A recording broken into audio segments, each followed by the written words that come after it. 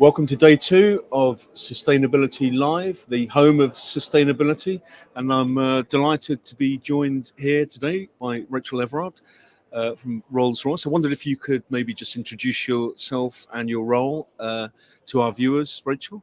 Happy to. So thank you for having me. I'm Rachel Everard, Head of Sustainability for Rolls-Royce, Aerospace Defence, Power Systems, and new engine manufacturer, not the car company. Always like to start with, and I lead on sustainability-related strategy, policy, and approach for the organisation. And I sat in on the panel discussion you were involved in, Rachel. It's fascinating to listen to the challenges that the air industry is facing at the moment. What were the key points of the panel discussion?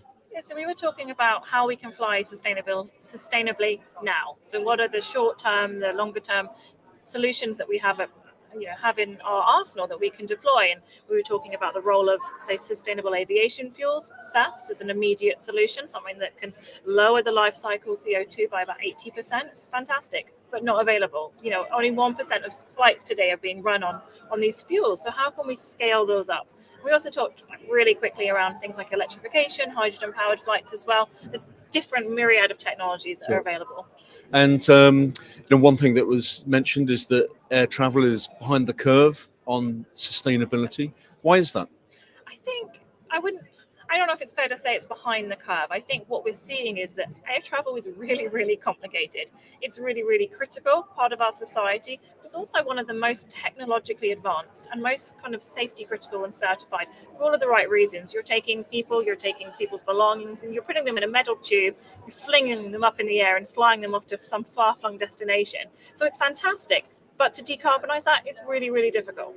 And what are the main ways that the air travel industry will be able to decarbonize? Yeah, so I talked about sustainable aviation fuels, switching out the traditionally fossil fuel-based fuel to something that is inherently a lower life cycle CO2 footprint. That's going to be really, really important. And that's a solution that's available today, not quite at the scale that we need, but it's proven we can do it. We can run our engines and our airplanes on 100% sustainable fuel. Yeah. We need to make sure that's available for the airlines and for our customers. Other solutions are things like using battery-powered flights. That's something, again, we've proven that on a very small end of the market. We need to scale up that technology, and we need to certify it so that it can be used in commercial application. Sure. We also talked a little bit about hydrogen and the role that could play. And some of these are really disruptive for the aviation industry. And I think what we're going to see is we're going to see this diversification. Not every plane is going to look the same. Not every plane is going to be flying on the same fuel source. We're going to have a myriad of different solutions that fit different parts of the market. And what about electric flights? I heard you mention that. Where are we on that? Electric flights is I'm really excited about the role of electric flight. So at Rolls-Royce, for example, we have broken the world speed record for an all-electric battery-powered plane. So we've proven that technology is there. What we now need to do is make sure that it can be used in a commercial application so that you and me can get on a battery-powered flight. And to do that, we have to go through a series of tests. So we're in the moment, we are ground testing, we're flight testing battery-powered planes to prove it's safe, to prove how it can be used, but also we need to work with people like airports and airlines to understand, okay, how could they take a battery-powered plane into their operations? What does it look like? How, they need to think about the charging times, the turnaround times, making sure the battery can be recharged between their layovers. So there's a lot of things that we have to work out that aren't just technology related. And in what other ways is Rolls-Royce helping to boost sustainability in the air travel sector? I think Rolls-Royce is really leading the way from a technology perspective, and that's where we play best, is bringing those solutions to the market.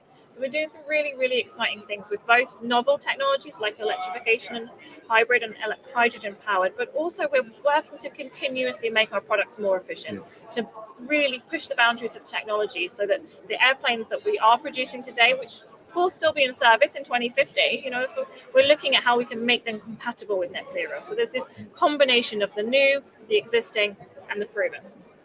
Rachel Everard, Rolls-Royce, thank you very much. And do join us later for some more live content from Sustainability Live.